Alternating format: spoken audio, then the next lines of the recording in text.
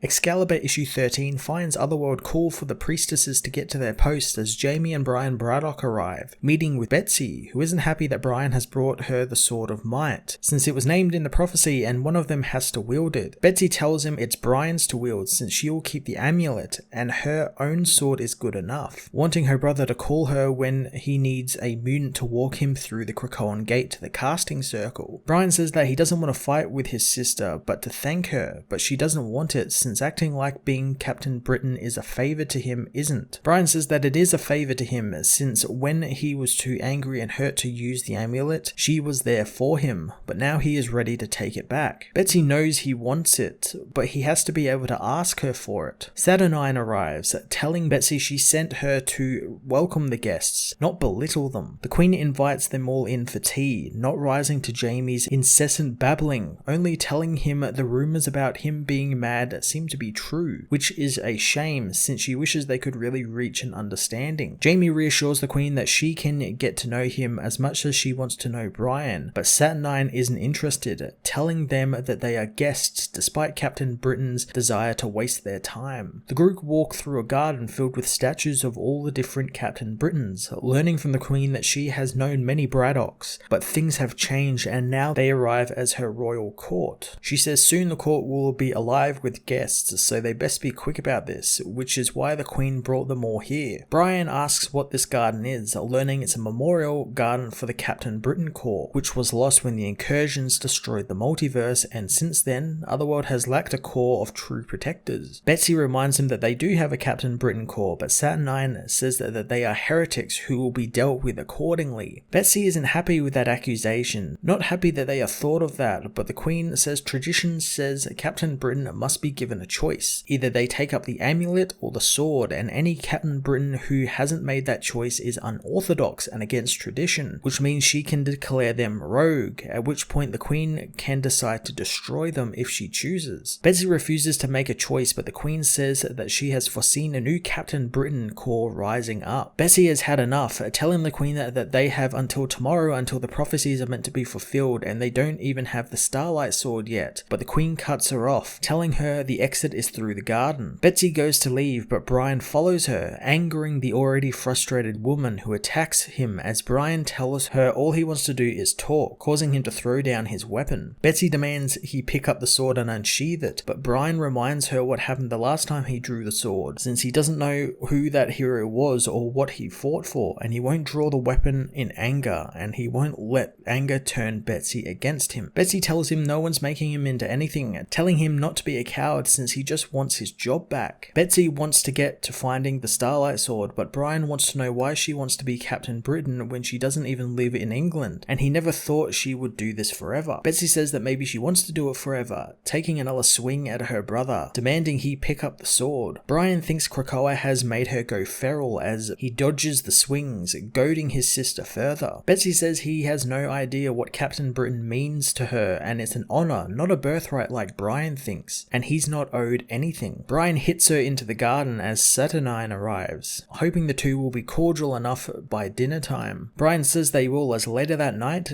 Jaime finds himself woken by the Captain Britain Corps, who sentence him to death. Betsy is training in the garden when she hears Jaime's screams, rushing to his aid and meeting with Brian, giving him his Sword of Might. The siblings arrive to find that Jaime has actually defeated all of the Corps members, which he finds a shame since now he has to kill them all. Betsy tells him to put them down, but Jaime refuses, threatening to add Betsy to the body count if she tries to make him put it down with her mind. Jaime knows that if he kills them, the Queen might even reward him, maybe even give him a kiss, but he decides to split the difference, killing only Jubilee. The remaining Corps members all call for the death of the Mad King Jaime, chasing the Braddocks as Betsy tells Brian that he needs to draw the sword, but the man still refuses as Gambit throws one of his cards at Jaime. Brian puts his sword in front of the kinetically charged card, which blows the sheath off, transforming Brian into Captain Avalon. Jaime is more than happy his brother now fights for his kingdom as Brian confronts the Corps members, hoping he doesn't need to kill them all. Saturnine arrives, knowing this is heresy, wanting him to drop the sword and take the Captain Britons to jail for her. Betsy knows that she can't imprison them if she won't give them a fair trial, but the Queen says she's had enough, pulling at the amulet around Betsy's neck and demanding Betsy get her own cell next to to the core. The Amulet of Right suddenly explodes, however, breaking into pieces thanks to Betsy's power. The hero reveals that she has come to rely on the power of the psychic's raw will, not sorcery, so now without the amulet, the Queen will be forced to rely on them. The Queen refuses to, grabbing Betsy and telling her that she made a grave mistake and now her and her fake Captain Britons will need to spend the night in the Tenebris cells before they are to be executed at dawn. Taken to a cell, Betsy sits alone, reaching out with her mind to talk with the Captain Britons, learning that they were all put in cells as well, and not killed like she feared. She learns from Gambit that they are on the same floor, so she will come to them, but Gambit doesn't want her to, revealing that the rooms are all covered with a spell, and when Rogue tried to leave, she got lost in the cold darkness, and when she came back she couldn't get warm. Betsy tells them to stay put, since the Queen cannot cage them like this and that they deserve a proper trial. Suddenly Jamie taps into their connection, telling Betsy to jump from the window into the blackness. Betsy tells him to get out of her head, but he won't, telling her to either jump or die in the cell. Betsy jumps, caught by Jamie and his eagle. Jamie says that they need to rescue Brian, revealing that he is with the Queen, who is currently trying to seduce Captain Avalon. Saturnine reveals that she had planned to do this in the morning, but she decides to show Brian now, conjuring up the Starlight Sword, asking if Brian will renounce his Sword of Might and become her knight and use the sword. She kisses Brian as Jamie and Betsy watch on. Betsy knows this plan is absurd, noting that the Starlight Sword is just sitting there. Brian suddenly yells for Betsy to take the sword, catching Saturnine off guard as Betsy grabs the weapon. The Queen is outraged since she wrote the prophecies and this is her game, but Betsy says the Queen was so confident that Brian would fall in line with her when she wrote that prophecy, but if he didn't, she had an ace in the hole, in that of keeping the sword in her bed chamber, which Brian would be the only one allowed into. Betsy is aware that the prophecy was made to tear the Braddocks apart, and the Queen asks if Brian is yet another one of these betrayers around her, but the man says that he's just Captain Avalon, a humble servant to his family's kingdom, a role which means more to him than anything the Queen could offer him. Saturnine knows when she is beat, impressed with the siblings, letting them leave with the weapons. Later, Betsy and Brian head back to Krakoa, talking about Betsy's well-timed intervention that saved Brian from Saturnine, but Betsy is still impressed Brian didn't succumb to her charms before she got there. The siblings join the rest of the mutants in the casting circle, adding their respective swords and proclaiming that they do this for Queen and country, both England and Krakoa. Excalibur issue 13 was a beautifully drawn X of Swords installment that dived into the dramatic and fantastic world of the Braddocks as 2 more swords for the X-Men are revealed and their bearers are chosen. I really loved the through line of the issue with Brian wanting to step back into the role of Captain Britain while Betsy not wanting to give up that role, and in the end it led to some really great drama between the siblings and they both kind of sort of get their wish, with Brian becoming Captain Avalon and representing Avalon in the tournament and Betsy representing Krakoa in the tournament, with both parties also representing England. Taking the Captain Britain core out of the equation was quite interesting. I am looking forward to Betsy maybe coming back to rescue them, I assume after the event is over or during the event, so looking forward to that part of the story as it evolves. I'm going to give this issue an 8.5 out of 10.